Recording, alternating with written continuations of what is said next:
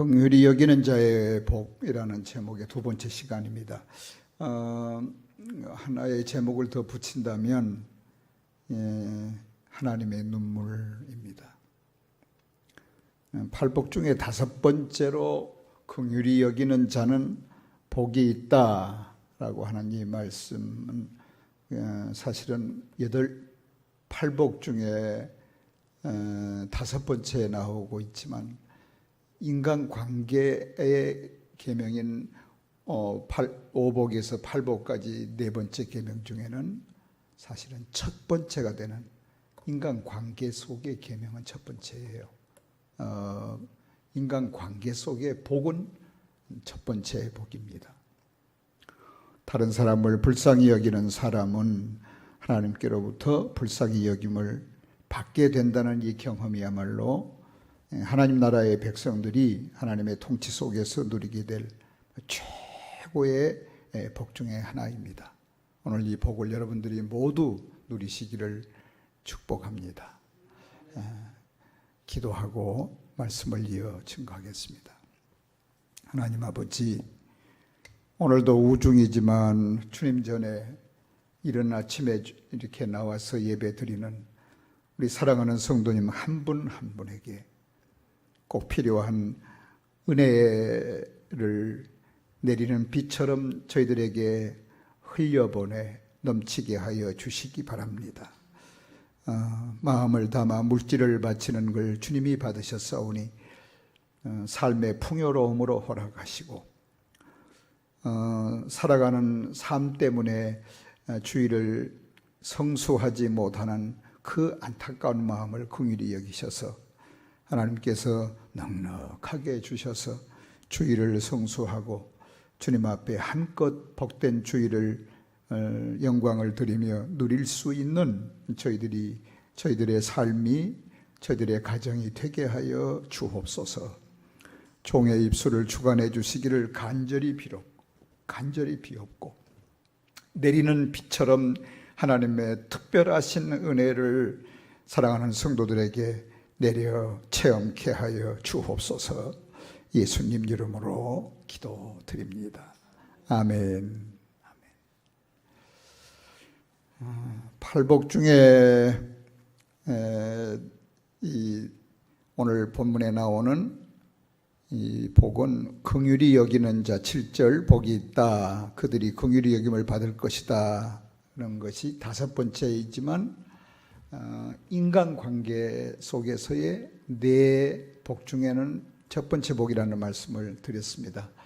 이 팔복은 첫째부터 넷째까지는 하나님과의 관계에서, 다섯 번째에서 마지막 여덟 번째까지는 인간관계에서의 복을 말씀하십니다.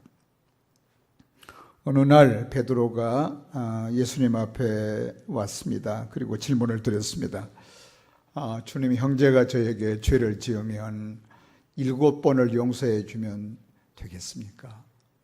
여러분, 어떤 사람이 죄를 범할 때 7번 용서해 준다고 하는 것은 이게 쉬운 일이 아닙니다.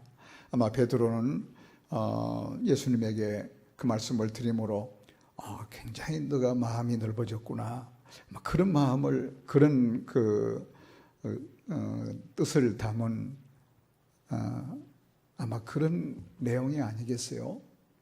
여러분, 그렇잖아요. 어떤 사람이 내게 중한 죄를 범했는데 7번 용서해 주면 많이 용서해 주는 거 아닙니까? 그런데 주님의 대답이 아주 뜻밖에 이렇게 말씀하십니다. 내게 이르노니 7번뿐만 아니라 70번씩 7번이라도 용서해라, 이렇게 말씀하세요. 여러분, 전율이 오지 않습니까? 70번씩 7번이면 490번입니다. 그렇죠? 어떤 용서할 수 없는 어떤 사람이 여러분 곁에 있을 때 그 사람에 대하여 490번을 용서한다면 그가 죽든지 내가 죽든지 하지 않겠어요? 용서의 무한성을 말씀하십니다. 그리고 이어서 주님이 말씀하십니다. 천국은 그 종들과 결산하려 하던 어떤 임금과 같다. 결산할 때에 10,000달란트 빚진 자 하나를 데려오매 갚을 것이 없는지라. 주인이 명하여 그 몸과 아내와 자식들을 모든 소유를 다 팔아 갚게 하라 이렇게 했어요. 그러니까 종이 엎드려서 절하면서 말합니다. 제게 참아 주십시오. 자식들, 아내를 팔아 모든 걸 팔아서 갚게 하라. 여러분, 이게 얼마나 절망적입니까? 엎드려서 참아 주십시오. 이렇게 탄원합니다. 주인이 종의 엎드려서 비는 그 말을 듣고 긍휼히 여겨서, 불쌍히 여기셔서, 긍휼히 여기셔서 놓아 보내며 그 빚을 탕감해 주었습니다. 여러분 별로 안 좋아하시는 것 같은데, 이런 빚을 안 주고 잘 살아서 그래요. 빚을 져서 자식도 팔고 아내도 뺏기고 모든 재산 다 팔아서 갚으라고 할 때 이게 얼마나 절망적입니까? 그런데 그걸 탕감해 줬단 말이에요. 기쁘지 않아요? 얼마나 기쁜 일이에요. 여러분, 천망 무거운 것을 지고 가다가 내려놓은 것 같은 자유를 가지고 집에 돌아갑니다. 길을 가다가 뜻밖의 자기에게 100데나리온 빚진 자를 만나요. 그리고 그의 멱살을 붙잡고 누가? 탕감받은 사람이 말이에요. 자기 빚을 갚으라고 10,000달란트의 100데나리온은 정말 아무것도 아닙니다. 빚을 갚으라. 그 동료가 엎드려서 이렇게 빕니다. 나에게 참아 주십시오. 꼭 갚겠습니다. 그렇지만 허락하지 아니하고 그를 끌고 빚을 갚도록 옥에 가두었습니다. 그러면 그 모습을 지켜보던 사람들이, 동료들이 너무 어이없는 그 상황을 딱하게 여기면서 그들이 10,000달란트 빚진 탕감받은 그 주인에게 가서 그 일을 고하게 됩니다. 탕감해줬던 주인이 굉장히 노했습니다. 어떻게 이런 놈이 있나? 여러분 같으면 그렇지 않으시겠어요? 가치를 잘 몰라서 그러죠. 남 동네 돈이라. 여러분, 그게 얼마나 가치가 다른가 하면요. 당시의 1데나리온은 장정의 하루 품삯이었어요. 그러면 아마 요새 같으면 적으면 한 10만 원, 물론 뭐 더 적으면 더 작을 수도 있습니다만은, 제가 우리 옥탑에 공사할 때 그 품삯 얘기를 한번 여쭤봤더니 보통 15만 원에서 20만 원 간다고 그래요. 장정의 하루 품삯이 15만 원만 치더라도 여러분, 이 돈은요 상상할 수 없는 돈이에요. 1달란트는 그렇게 계산하게 되면 30년의 월급과 같아요. 1달란트가 그 데나리온에 비하면 그렇단 말이에요. 30년이에요. 그러면 10,000달란트면 도대체 얼마예요? 얼마예요? 얼마인가? 막 계산도 안 되죠. 계산이 안 돼요. 제가 계산이 안 된다 그러면서도 계산해 봤더니 약 8조 원에 해당해. 8조. 나자빠지지도 않네. 환산이 불가능한 탕감받은 이 사람이 사실은 누구의 이야기입니까? 이게 우리들의 이야기예요. 우리에게 그렇게 큰 은혜를 입은 우리가 내 곁에 두신 이웃들을 향하여서는 어떻게 긍휼을 베풀며 살 것인지에 대한 예수님의 가르치심이 오늘 이 달란트 비유 속에 담겨 있습니다. 그렇게 큰 은혜를 입은 우리가 내게 대두신 이웃들을 향하여서 어떻게 긍휼을 베푸며 살 것인지에 대한 주님의 가르치심, 하나님의 긍휼은 오래 참으심과 자비, 그리고 사랑으로 우리를 향하여 베풀어 주신 한량 없으신 은혜이셨습니다. 은혜이셨습니다. 여러분, 고린도전서 13장은 사랑장입니다. 사랑장입니다. 누가 썼습니까? 사도 바울을 통해서 고린도전서 13장이 쓰여졌습니다. 그는 박해자였습니다. 예수 믿는 자들을 핍박하고 잡아 죽이고 잘하시지 않습니까? 근데 그가 사랑장을 썼어요. 하나님의 그 마음을 움직이셔서 감동하여 그 글을 쓰게 하셨습니다. 여러분, 사랑은 언제나 오래 참고라고 했습니다. 사랑은 언제나 오래 참고, 원하지 않는 고통스러운 일을 오래 참는 것이 아니라 인간 관계의 단절이란 절망적 죄를 뛰어넘은 그러한 두 분의 얼굴이 이 글을 쓸 때에 사도 바울의 마음의 가슴을 꽉 채웠습니다. 두 얼굴이 떠나지 않았어요. 두 분의 얼굴이. 여러분, 그 두 분의 얼굴이 사도 바울의 누구였을까요? 스데반 집사님과 예수님이십니다.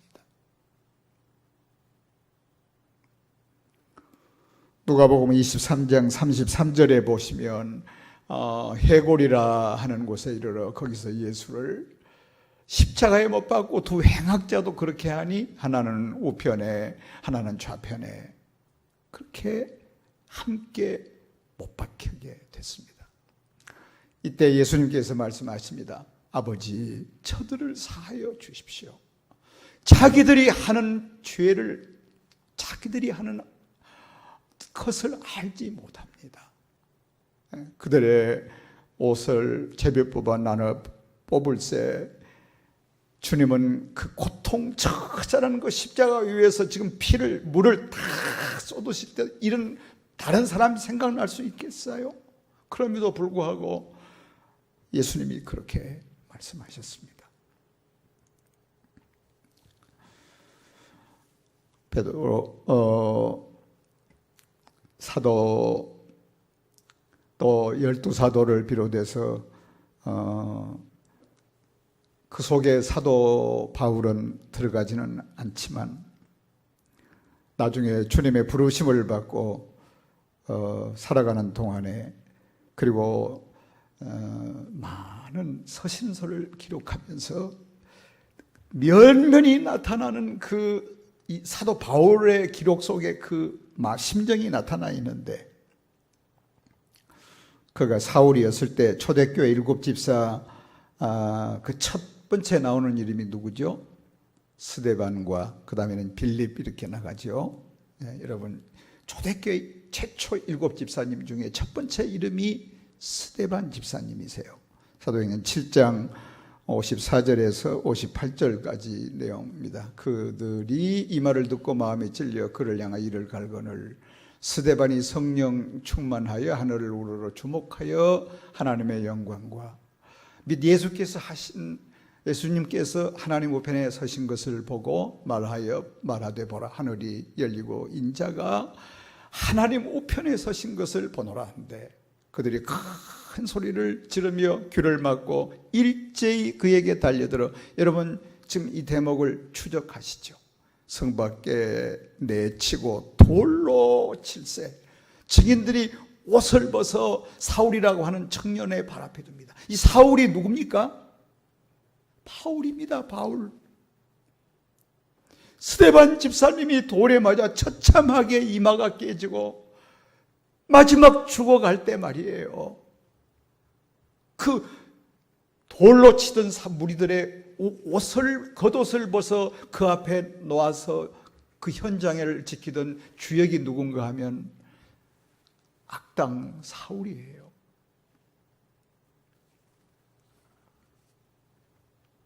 59절에 이어서 보시면 그들이 돌로 스데반을 치니 스데반이 부르짖어 이르되 충격을 받았습니다. 주 예수여, 내 영혼을 받으시옵소서. 사울은 그것을 물끄러미 쳐다보았습니다. 그 다음에 충격적인 고백이 나옵니다. 무릎을 꿇고 그 마지막 돌에 맞아 피를 쏟아 죽어가면서 말이요, 마지막 헐떡거리는 마지막 숨을 거두기 직전에 무릎을 꿇고 그것도 크게 이르되 주여 이 죄를 그들에게 돌리지 마옵소서.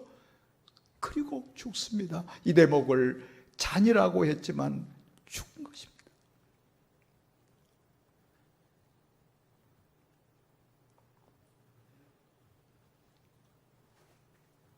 사울은 그 모습을 보았습니다.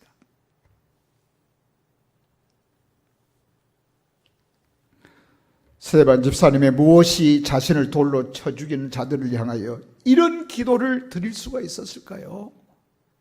여러분, 바로 그것이 하나님께서 그 안에 부어주신 긍휼 때문이었습니다. 긍휼.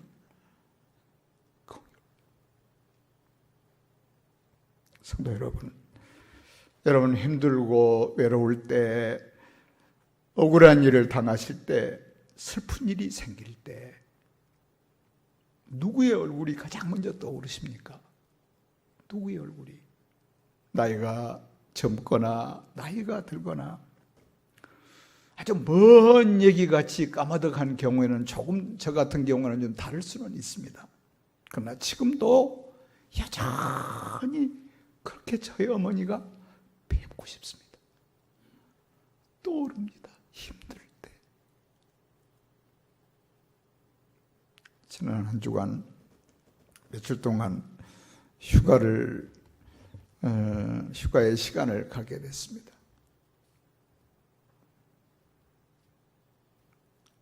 고향에 가서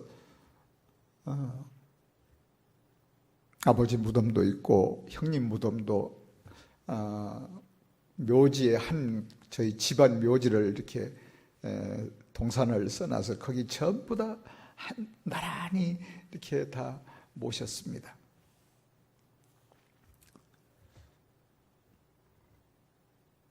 어머니 이름이 적힌 비문 앞에라도 앉아서 한번 실컷 엄마 부르면서 울고 싶은 마음이 있었지만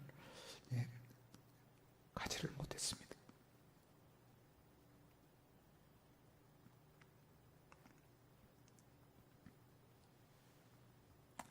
여러분은 힘들고 어려울 때 누가 생각이 나십니까?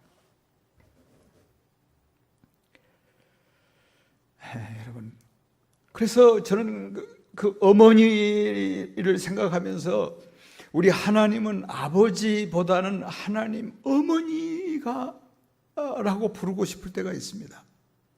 하나님 어머니. 네?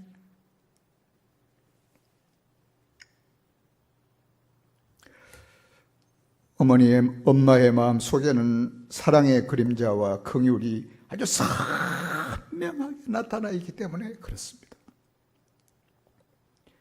내가 잘못 선택해서 잘못한 것 때문에 어떤 악 때문에 잘못이 아무리 커도, 아무리 내가 크고 힘들어도 무한하게 그것을 가슴에 품고 자녀의 고통 때문에 눈물을 짓던 분이 여러분 엄마입니다. 엄마입니다.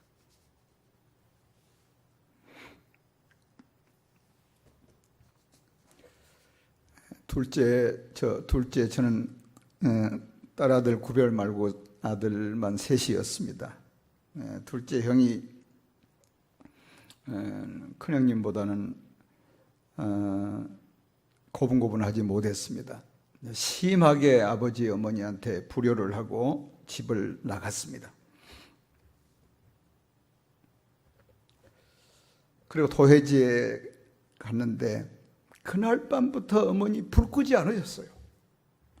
저녁 늦게까지 대문 열어놓고 불도 끄지 않으시고 기다리셨어요. 몇 달을.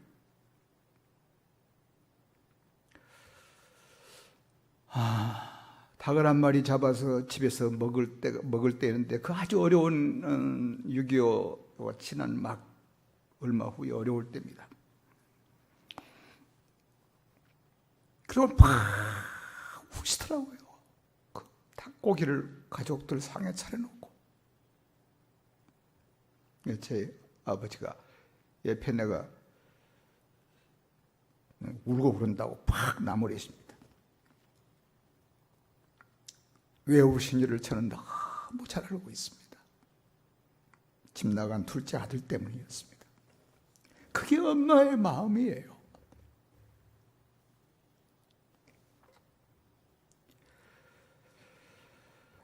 그래서 참으로 힘들고 억울하고 감당하기 어려운 슬픔이 있고 버거운 무거운 일이 사람에 오게 되면 항상 그때 어머니가 생각나고 또한 어머니가 생각나면 더 깊이 우리 하나님은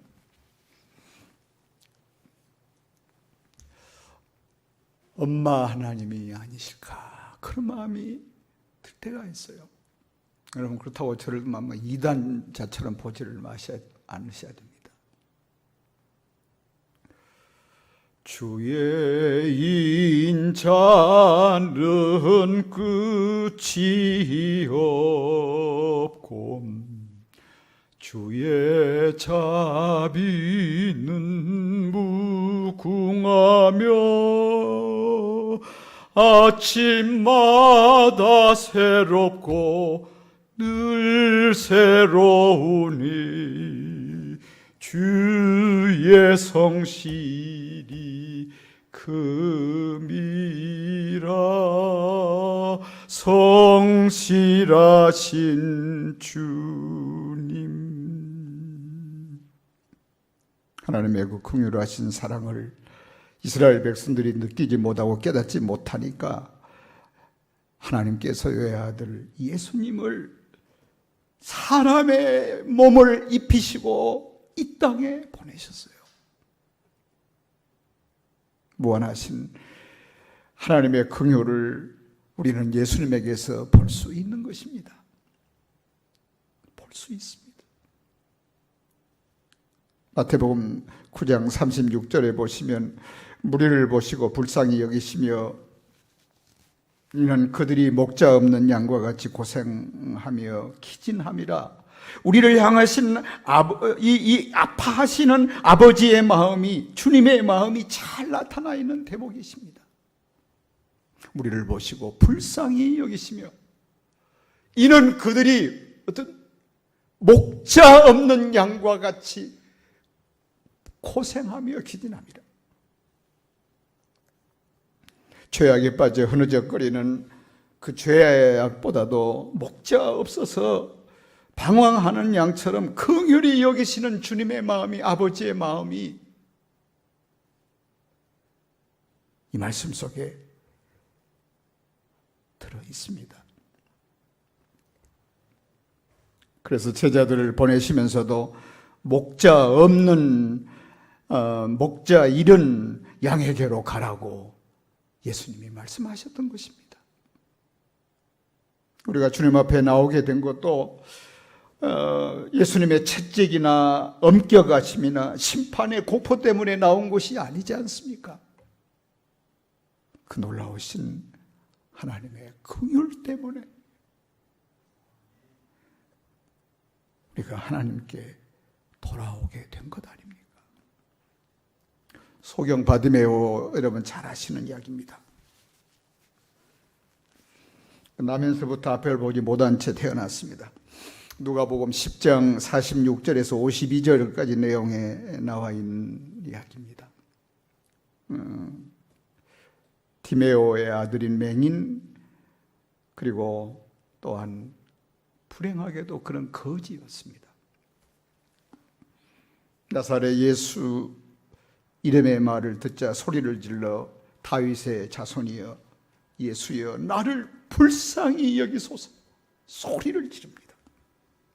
많은 사람들이 꾸짖어 잠잠하라고 말하지만 그가 더욱 소리를 질러서 다윗의 자손이여 나를 불쌍히 여겨 주시옵소서. 나를 긍휼히 여겨 주십시오.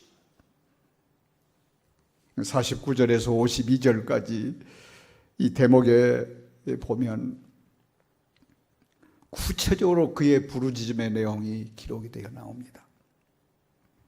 주님은 그 부르짖음을 들으시고 그를 눈을 뜨게 해 주셨습니다. 성경에 보면 긍휼히 여기셔서, 불쌍히 여기셔서, 아멘. 성도님들이 잘 아시는 요한복음 8장에는 가늠하다가 현장에서 붙잡힌 참으로 불행한 한 여인의 이야기가 나옵니다. 사람들이 그녀를 질질 끌고 죽이려고 합니다. 그리고 예수님에게 나왔습니다. 예수님에게 묻습니다. 율법에 이런 여자는 돌로 쳐서 죽이라고 했는데 라고 하면서 예수님에게 선생은 어떻게 말하겠느냐고 질문을 합니다. 여러분 잘 아십니다. 예수께서 일어나서 여자 외에 아무도 없는 그 후의 내용입니다마는 그때 예수님께서 저 말씀 직전에 하신 말씀 기억하시죠? 그 질문을 받으시고 예수님께서 땅에 무엇인가 글을 쓰시더니 고개를 들어서 일어나셔서 말씀하십니다. 누구든지 죄 없는 자가 먼저 돌로 치라. 이 말씀을 듣고 양심의 가책을 느낀 무리들이 들었던 돌멩이들을 손에 놓고 그리고는 여인 홀로 남게 됩니다. 바로 그때 10절에 예수님께서 일어나사 여자 외에 아무도 없는 것을 보시고 이르시되 여자여 너를 고발하던 그들이 어디 있니? 너를 정죄한 자가 없느냐? 대답하여 주여 없나이다. 예수께서 그녀에게 말씀하십니다. 나도 너를 정죄하지 아니하노니 가서 다시는 죄를 범하지 말라 하셨습니다. 무엇이 그녀를 이렇게 하셨을까요? 주님의 긍휼이십니다. 긍휼이십니다. 불쌍히 여기시는 그 마음이 바로 주님의 품성이셨습니다. 어찌 이것이 그녀의 이야기이겠습니까? 주님의 긍휼이 우리들에게 적용되지 않았다면 오늘 우리가 이 자리에 나와 살 사람이 누가 있겠습니까? 나를 향하신 주님의 긍휼이 사실은 더 크고 놀라운 것임을 여러분 알기는 아십니까?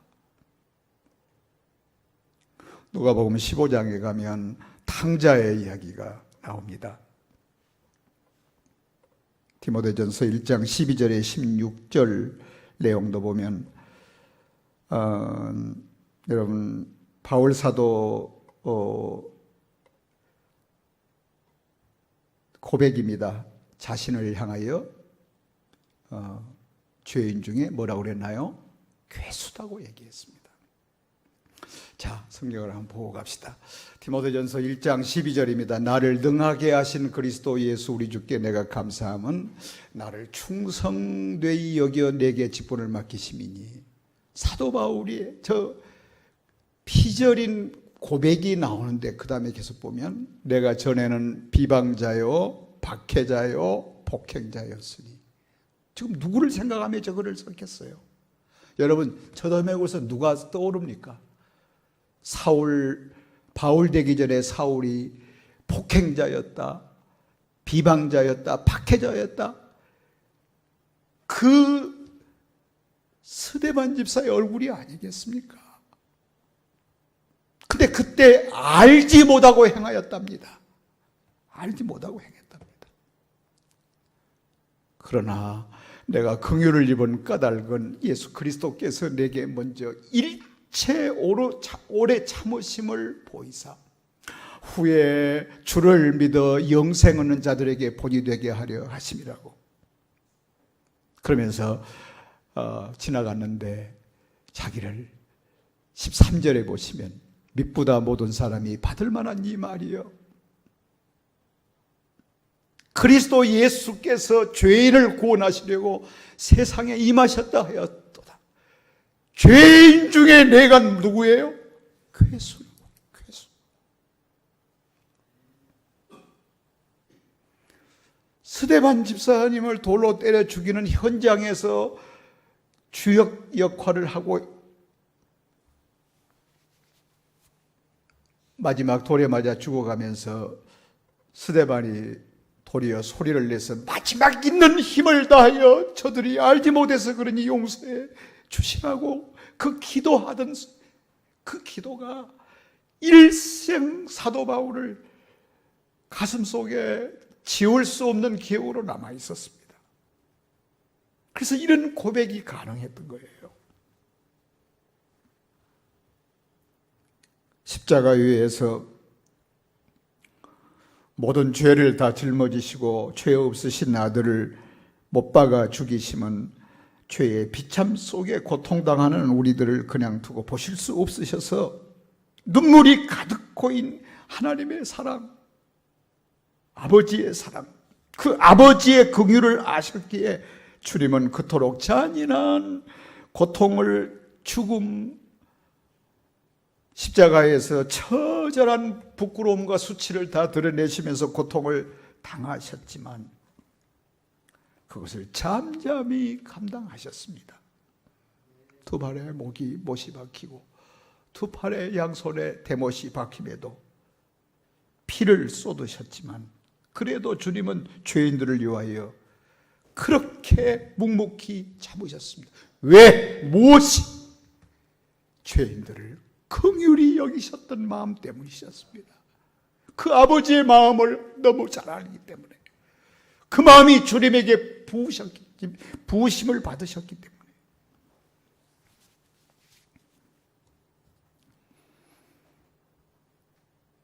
구주를 생각만 해도 이렇게 좋거든.